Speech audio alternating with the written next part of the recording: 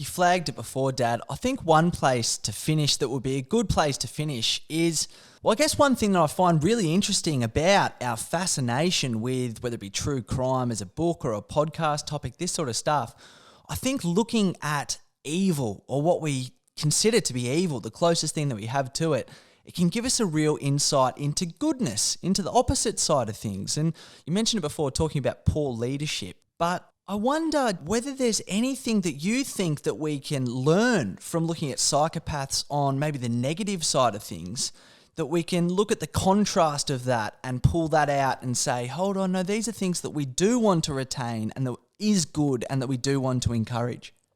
Yes, a good point to finish up on, because this makes so much difference. And we can think of when we've worked in really positive work settings or been in really positive group settings and work with people where it's really uplifting what happens, in contrast to working with psychopaths.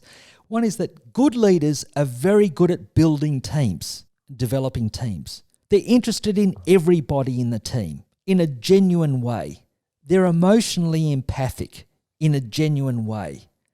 What does that mean? They're going to be a good listener, genuinely interested in the person and what they have to say, what they have to offer. They're going to be ethical. They're going to walk the walk, and they're going to be consistent in their values. They're going to be motivating, but motivating other people also for what other people can get out of the situation, not just from what they can get out of the situation, from what other people on the whole team can get out of the situation. They'll be supportive. And so they're not going to be rigidly demanding. They might have high expectations. Good leaders will have high expectations.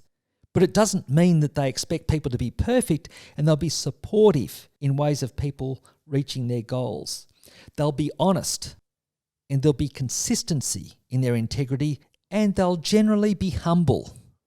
I think of the greatest leaders that I've seen in psychology who are recognised far and wide. They tend to be humble people. The people who come across as more arrogant are usually not the top leaders in their field. They might be well known, they might be famous, they might be an expert, but I think humility is a great quality in a leader. It's interesting hearing you say that, and correct me if I'm wrong here, but it seems to me that the opposite to being a psychopath is being a collaborator. It's looking at how can the two of us work together in a way where the sum of all parts is going to be greater than the whole. And so I wonder if that can maybe be as well something that we can look at as a way of discouraging psychopathy in certain ways. I was lucky enough recently to hear Keith Ferrazzi speak, and he's an incredible person in the world of business and is currently consulting with companies like Verizon and Delta Airlines in America, so huge companies, but he has this concept called co-elevation. And co-elevation is looking at other people and looking, how can we work together in a way where the both of us are going to be elevated greater than had we not worked together, sort of thing. And I think this notion, which to me seems to be a real movement towards this way of doing things, whether it be in the podcast industry or other related industries like that, the idea of how can we look to collaborate and build each other up, lift each other up. And to me, encouraging more of that sort of thinking seems that it will discourage some of this psychopathic thinking, or at least not allow for some of these psychopaths to be as successful as they have been. Yes, I like what you're saying there about co-elevation, and it reminds me of a whole theme of this podcast from the start, where we started off looking at character strengths. That whole aspect of positive psychology, which has the broad theme that other people matter, and one of the main positive psychology exercises being look at what our top strengths are. And we've talked a lot about the character strengths questionnaire that we can actually fill out and do that to give us an objective indication of what some of our top strengths are. And then look to use our top strengths in the service of others as part of a meaningful life.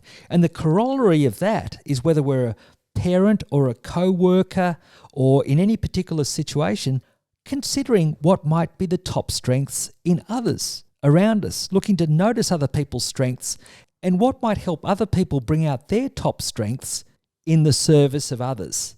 I think, like you say, that's collaboration, looking at the best in ourselves and looking at bringing it out for the benefit of the whole. Like you say, collaboration, teamwork.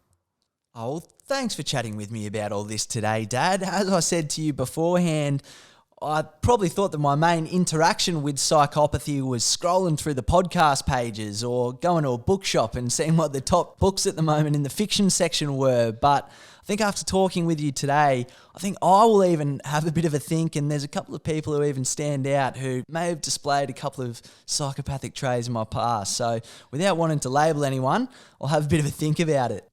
That's wise, maybe not labelling someone. And look, one of the things that might be helpful to people is that there's a website that Robert Hare and Paul Babiak have been involved in, and it's for people who've been affected by psychopaths in the past. And it's a website, www.aftermath-surviving-psychopathy.org. There'll be a link to that on our website page. I'll leave you to mention that, Rowan. But this particular website, if people turn to that, it'll have information that's very relevant for people who've been on the unfortunate end of dealing with a psychopath. Well, yeah, as you said, Dad, www.chrismackey.com.au/podcast. We'll put up the website Aftermath Surviving Psychopathy, and we'll also pop up that Paul Bernardo interview as well, because for those interested, it is a stark example of a psychopath in work. So thanks very much for talking with me today, Dad. I look forward to the next one. Good on you, Rowan. See you next time.